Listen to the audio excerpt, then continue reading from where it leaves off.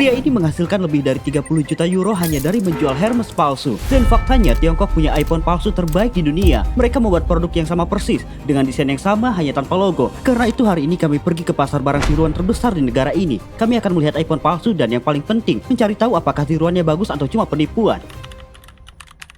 Kami berada di Shenzhen, Tiongkok, dan inilah pusat barang tiruan dunia. Setiap tahun, salinan senilai miliaran dolar diproduksi di sini, dan tepat di belakang kami ada pasar teknologi terbesar di dunia. Hal yang sering terjadi di Shenzhen adalah banyak orang datang lalu menipumu dengan produk seperti ini. Mereka memaksakan barangnya dan menipu kamu. Mereka bahkan tidak membiarkanmu pergi. Setelah barangnya dipasang, mereka menagih $100.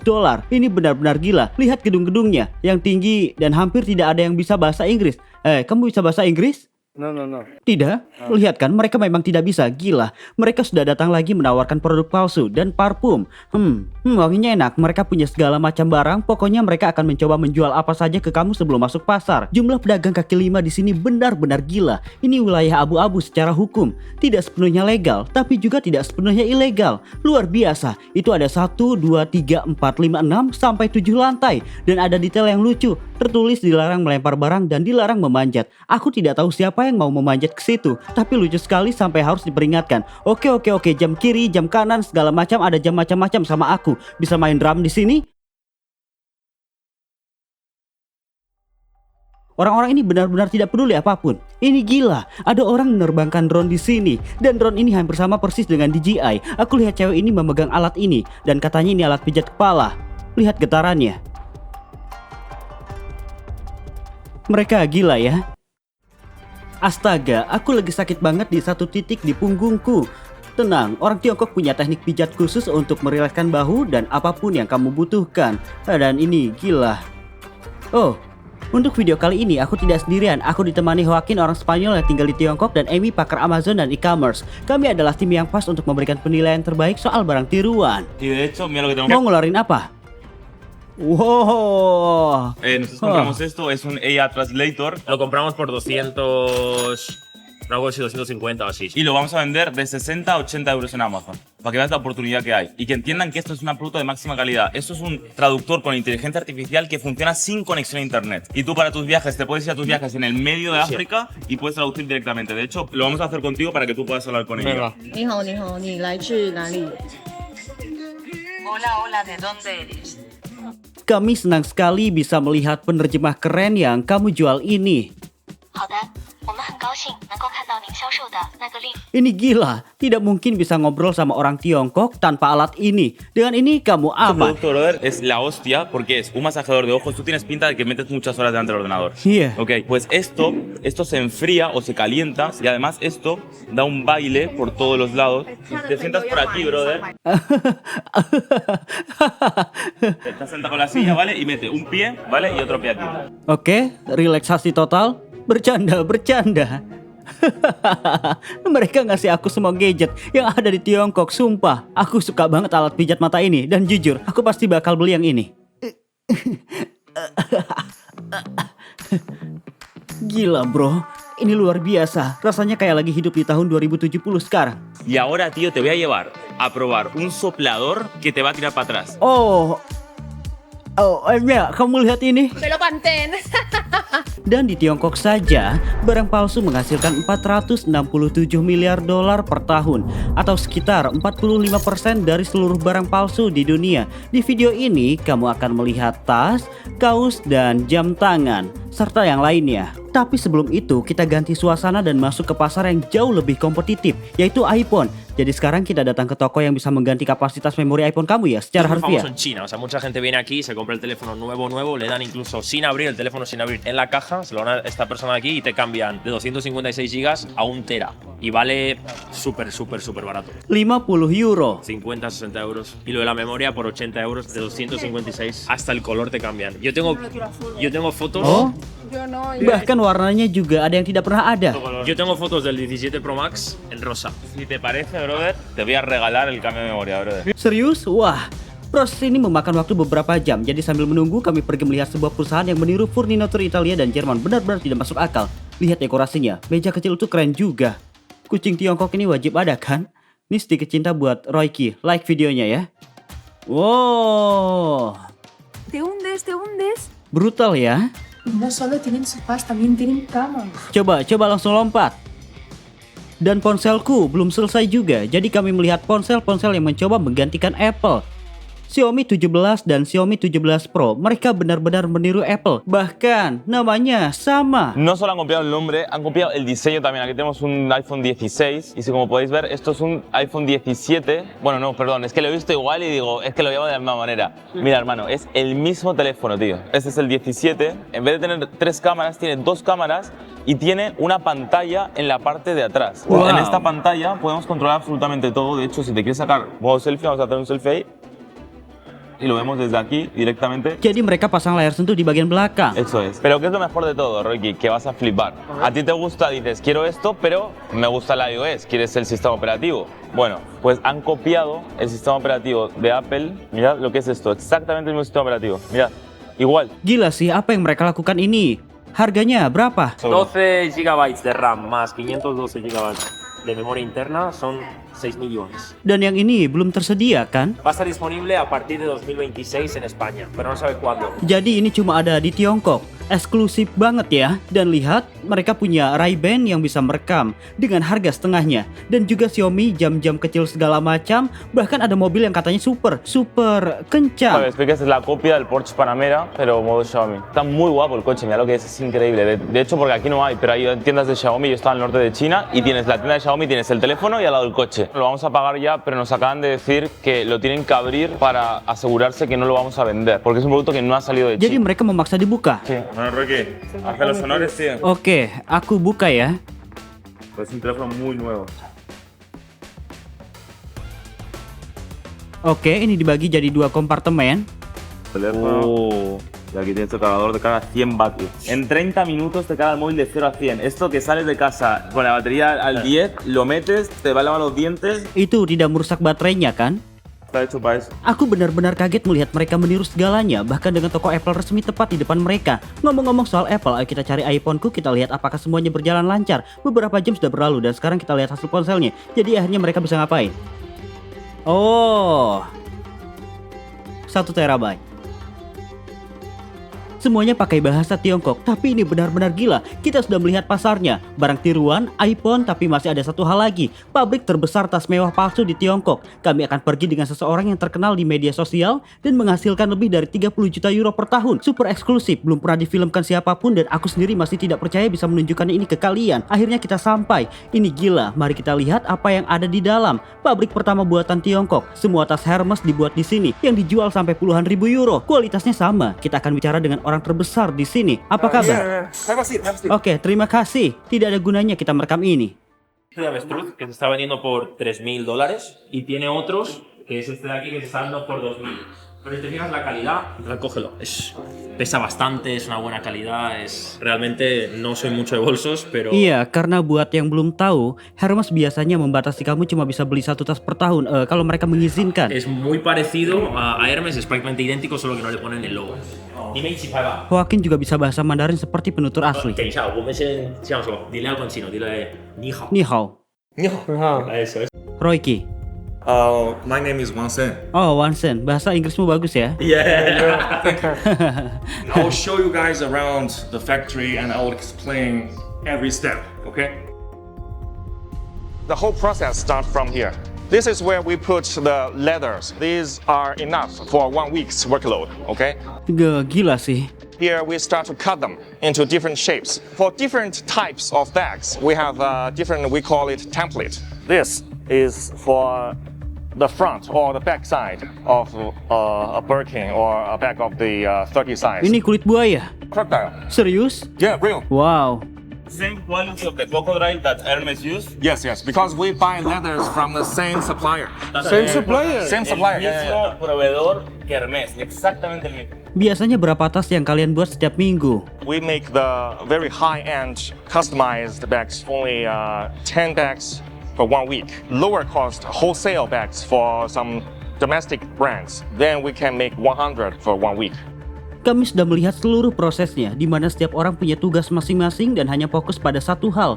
Masalah mulai muncul ketika orang-orang tahu bahwa tas mewah sebenarnya dibuat di Tiongkok, karena banyak merek memberi label menyesatkan seperti Made in Italy atau Made in France. Padahal 95% produksinya dilakukan di Tiongkok, lalu hanya diberi sentuhan akhir agar bisa diklaim dibuat di Eropa. Pada akhirnya, kalau hampir semua merek mewah memilih memproduksi di Tiongkok, bahkan Apple, di mana semua iPhone dibuat di sini, itu karena menurutku ada budaya kerja dan keteraturan khas Asia yang tidak ada di tempat lain. Segi dari efisiensi dan proses, mereka memang yang terbaik. Menurut kamu gimana, Emi? Pero yo creo que al fin y al cabo lo más importante es explicar a la gente que no es falso. O sea, él está copiando el diseño, pero él no lo vende como Hermès. Claro. Lógicamente no lo hace así porque si pusiera Hermès, automáticamente no lo podría enviar fuera de China. Entonces hay que lanzar ese mensaje y también hay que lanzar el mensaje de el marketing y toda la mierda que hay detrás de lo que la gente está comprando. Estás comprando algo que realmente no vale lo que vale, simplemente están jugando con tu dinero para que esa marca sea inaccesible y la gente rica se separe mucho de la gente pobre. Lo que hablábamos antes con tu pareja, si ese bolso costase 500 pavos, los ricos no lo querrían porque lo lleva un trabajador normal y no se pueden diferenciar la clase social. Entonces, ¿para qué es el lujo? El lujo realmente es para diferenciarte del que no tiene dinero. Memang perdebatan etika yang akan kita bahas pelan-pelan di video ini. Garisnya sangat tipis antara apakah Hermes sendiri menaikkan harga lewat pemasaran atau justru orang ini melakukan hal baik dengan membuat replika berkualitas tinggi jadi jauh lebih terjangkau. Igual, yo tengo un punto a favor de Hermès. Ten en cuenta que Hermès lleva fabricando bolsos 200 años y Louis Vuitton lleva fabricando bolsos, o los tajones de Louis Vuitton llevan 200 años. El precio no es como que creas una marca nueva, le dices, pues esta marca se llama Roiki y ahora voy a vender los bolsos a 50.000 euros porque nadie te los va a comprar. Hay una historia de la marca detrás y un diseño ya que ha patentado como Burberry con las gabardinas. Semua ini membuat punya banyak pertanyaan, jadi nanti aku akan bertanya langsung apa rahasianya. So after the whole piece of leathers is cut into small pieces, we will prepare them. At that stage, the worker put on supportive material on the leather. And later they will be applying glue or making the preparation all leather parts. Jadi disinilah bisa dibilang setiap bagian prosesnya diselesaikan. Sisi tas, kain bagian dalam, jujur saja hasilnya terlihat sangat bagus sekali. This part is for the bottom. Dan ini tasnya sendiri, ini satu-satunya bagian yang kelihatan belum pas. Mungkin masih ada yang kurang. Enya, bantu aku karena aku tidak terlalu paham. Lo que te decía es que esto, como se ve así, es la parte interna del bolso. ¿Veis? El bolso quedaría así, con todas las partes pegadas. A esto se le tiene que dar la vuelta todavía. Dan jujur saja, hal yang paling mengejutkanku dari pabrik pertama ini adalah sikap orang-orang Tiongkok. Semua bekerja dengan tenang, suasananya damai dan enak. Kalau aku pemilik tempat ini, aku pasti senang dan puas melihat semua orang menjalankan tugasnya. Hal seperti ini sulit ditemukan di banyak negara Eropa, bahkan di Spanyol sendiri yang jelas sangat berbeda. Dan di sini ada beberapa tas lain yang akan kutambahkan di versi edit, karena jujur aku tidak tahu harga aslinya secara langsung, tapi nanti kalian akan melihat harga asli tas ini dan harga yang ditawarkan. Sejak seseorang memesan, biasanya butuh waktu berapa lama sampai dikirim? Normally it takes up to 40 days for us to source the material. Then shipping time. Normally 10 days. Jadi kalian hanya memproduksi berdasarkan pesanan, orang pesan dulu baru kalian buat? We don't keep many stock because our bags are of the very high end. It's expensive, to be honest. We only make according to orders. But these bags you see, they are different. We make them for Chinese brands. Yeah, so you see many of them. Ini benar-benar bikin pikiranku meledak.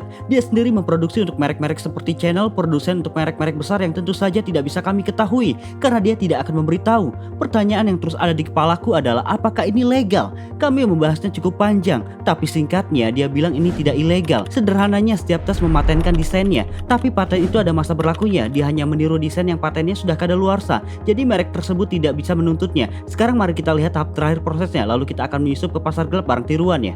This is where the coating oil is applied. This worker is applying the oil-like thing on the edge of the leather. This is the spot where I said it's the most easily split. So we have improved the process for applying the coating oil so that they will never break or split under hot weather or very cold weather. That's one of the reasons why our quality is better than the Aku original. menghabiskan sedikit waktu lagi melihat mesin-mesin, bertemu para pekerja dan memperhatikan fokus mereka. Aku benar-benar terkejut dengan keheningan dan ketenangannya. Total ada 60 pekerja bekerja dalam 2 shift masing-masing 8 jam. Jadi setelah melihat bagaimana semuanya berjalan, mari kita bicara soal angka. Berapa omset per bulannya?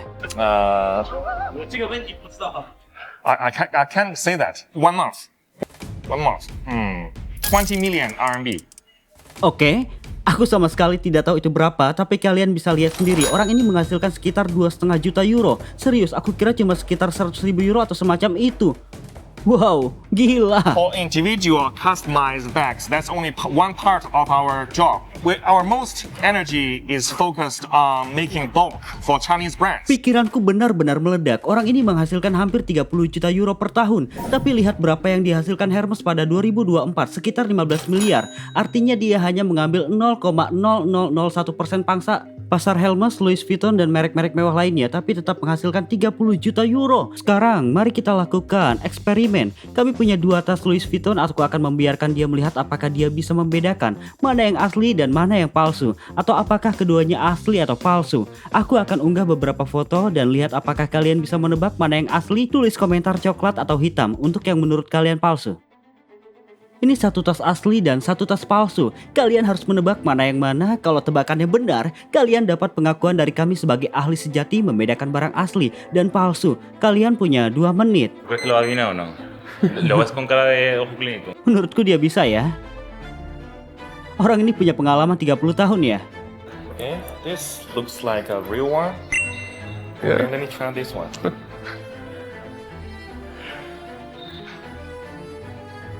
¿Tú qué dices, Ricky? ¿Cuál es tu opinión? Kayaknya dia tepat sasaran ya. This is a very good quality fake one. Astaga, dia tepat sekali. Yang ini memang asli. Yes. I think there's some flaw on the zipper. See, I smell a little chemical. Chemical, not a very good scent. This one smells good. Iya, yang ini juga. You can smell the leather. Memang sih agak bisa ketahuan, tapi sekarang aku bisa karena aku sudah tahu mana yang mana. Tapi benar juga, resletingnya, lihat detail kecil ini tidak tertutup sempurna ya. I know this is fake, but it's not bad. It's good. So the only price between this one and the real one is just the price. Dan dia ingin menunjukkan produk andalannya. This bag, this emerald green American crocodile Birkin. Today, let me break down the price for this. Okay, from the boutique, you buy it, you must spend $90,000 if you buy it from boutique. Okay. And you have to be very lucky to see it because this is made of American crocodile leather in this very rare emerald green color. You don't always see this every day in boutique, right? You must be lucky and you must be very, very important VIP before you get allowed to buy it, to spend your $90,000. But from us, the price is $6,100, and we promise you, we assure you, we make it with exactly the same material. Now let me explain. This is Birkin 30, and for such a big size, we must use 3 pieces of American crocodile leather. It's $4,000 just for the leather. This is gold-plated stainless steel hardware. $600 each set. We use lambskin to make the interior. It's $150. And next, the zipper, $300 each set. Our master artisan will work for 10 days to make this bag, and that's $1,000 for the labor cost. So in total, we finally reached $6,100. Investasi bahan yang benar-benar bagus. Dan 10 hari kerja orang-orang ahli. Ini menunjukkan menurutku betapa gilanya markup harga yang diterapkan merek mewah. Benar-benar tidak masuk akal. Aku mau mencium baunya, apakah tercium asli atau palsu. Baunya enak ya. Sulit dibedakan. Tiba-tiba dia bilang sudah menghabiskan lebih dari $10 juta untuk membeli tas mewah demi mempelajarinya dan menirunya sebaik mungkin. Dan karena dia menyukai kami, dia menginginkan kami Nos ha melihatnya. enseñado, mirad esto lo que es. Esto es la Biblia de los falsificadores. O sea, literalmente te explica exactamente cómo copiar cada bolso. Entonces, Ini gila banget. de esto yo no tengo mucha idea, pero mirad, los tipos de todo, o sea, absolutamente toda la información sobre cómo copiar todos los bolsos. Lo más importante importante es que entendáis que es 100% una copia uno. Yo lo hablaba antes con él y le digo, pero tú estás seguro, tío, 100% seguro que nadie se va a dar cuenta. ¿Y sabes lo que me ha dicho? Copiamos bolsos, no copiamos naves espaciales, ni estamos copiando un coche. Lo abren entero, copian la misma material y el mismo tío que lo hace, que trabaja en la Hermes por la mañana, trabaja por la Nah, tarde aquí. setelah melihat bagaimana semuanya dibuat, kami ingin menyusup ke pasar gelap barang mewah. Untuk itu, kami harus pergi cukup jauh dan menunggu sampai dini hari. Setelah berhari-hari mengunjungi pabrik dan melihat semua yang ada di video ini, aku mulai penasaran apakah aku bisa mendapatkan satu tas kecil merek apapun, sesuatu yang bisa kubawa pulang yang benar-benar aku inginkan. Lihat jamnya, kita bercanda sih, tapi sekarang jam 2 pagi dan pasar barang mewah baru saja buka. Kita mulai dengan buruk karena kelihatannya tempat ini ditutup. Sepertinya polisi datang. Mereka membawa kita ke sini, aku tidak tahu kemana, tapi rasanya sangat seperti mafia. Estamos subiendo al piso 8 porque hay alguien que en el piso 8 le ha dado para que el ascensor suba. ¿Sabes? Si no lo podemos subir. Si no lo podemos subir. Wah. Astaga, ini gila. Wow. Apaan ini, bro? Ya Tuhan, semua jenis tas ada di sini, persis seperti yang kita lihat sebelumnya, kualitas premium. Kita harus mulai beli sesuatu supaya dia tidak curiga. Aku suka yang hitam ini. Merekam ini sangat sulit, kami harus terlihat tertarik dengan apa yang mereka tunjukkan sekaligus menyembunyikan dengan sangat baik. Karena kalau mereka memergoki kami atau kami tidak membeli apapun, kami akan langsung diusir. Di sini ada banyak banget parfum yang aslinya harganya $600. Kamu lihat sendiri, dan di sini mereka kasih seharga $200. Kamu bahkan bisa menyewa Yo kacamata. lo que te digo, si lo quise dar para el vídeo, en plan, yo tengo gafas, tío, que pago 1000 pavos por gafa y si esta la polla que se me rompen. Esto lo compras si quieres de perder gafas y te da igual. Por culo. Aku mau coba kacamatanya, lihat rasanya gimana, dan harganya 15 kali lebih murah dari harga asli. Jujur aku nggak tahu harus mikir apa, tapi aku tahu koper Louis Vuitton ini harganya 160, yang biasanya dijual 2000. Aku nggak tahu apakah pantas beli barang-barang ini. Aku galau banget, galau parah. Esto es muy importante también, que dices, wow, es que el diseño me encanta, no sé qué, puede quedar muy bien, puede sentirme muy bien, pero hay algo dentro de ti que dices, ¿Cuál? Mira, por ejemplo, este es el original y este es el falso. Y si os dais cuenta, como el borde es más clarito, si lo pegamos así, es más clarito. Pero el monogram, yo creo que el monogram es... ¿Tú lo ves igual el marrón? este es más claro. Más claro, todo es más claro, tanto el borde... O sea, el caso es que prefieres un bolso original o 10 falsos. Tapi mereka menjualnya dengan harga cukup tinggi karena itu palsu, tapi mereka memanfaatkan harga barang aslinya. Aunque sea falsa, cualquier cosa vale 300 euros porque la gente piensa, como me voy a comprar uno de 2200, compro esto. Daros cuenta que la mayoría de compradores de réplicas son gente que tiene dinero, que tiene muchas cosas originales, pero además se compra alguna cosa falsa porque no se nota. Nah, sekarang kita masuk ke bagian pakaian palsu. Di sini ada rompi berbagai merek, Moncler misalnya, Dior, dan celana serta kaos ini biasanya harganya di bawah 100 euro. Jujur aku suka sih, merek-merek ini noraknya luar biasa, bro. Yang paling gila, mereka cuma punya satu potong tiap modelnya. Lihat ini, Prada. Aku bakal mulai coba outfit ini, nanti kita lihat hasilnya. Kualitasnya berat ya. Berat banget. Yang ini juga besar, kita coba pakai oversize. Aku suka banget rasanya, enak dipakai. Dia bantuin aku pakai, bukan kayak NPC. Jujur saja, aku sebenarnya nggak terlalu suka belanja model begini. Tapi aku cukup lama coba-coba sweater, jaket, dan celana. Semuanya kelihatan berkualitas tinggi dan sulit menyadari kalau itu bukan merek yang asli. Kelihatannya keren juga ya, warnanya sih parah. Gimana menurut kalian di aku? Nanti bilang ya outfit favorit kalian. Menurut kalian gimana? Ini buat makan malam para YouTuber, awas. Lihat yang ini, menurutku ini paling worth it, oke? Resletingnya ditutup. Video ini benar-benar gila. Aku belajar dari mana sebenarnya Made in China itu berasal. Kita lihat bahwa orang Tiongkok mampu memproduksi segalanya, dari kualitas terburuk sampai yang terbaik. Karena bahkan merek resmi pun memproduksi di sini. Ini video yang sangat menarik untuk memahami apa yang ada di balik barang mewah tiruan dan melihat bahwa Tiongkok bukan cuma soal eksploitasi. Nah, dengan jaket ini sudah dibeli, akhirnya kita pulang. Aku akhirnya membeli sweater yang kalian lihat ini. Jadi terima kasih sudah menonton videonya. Subscribe dan ingat, kita semua manusia. Dadah.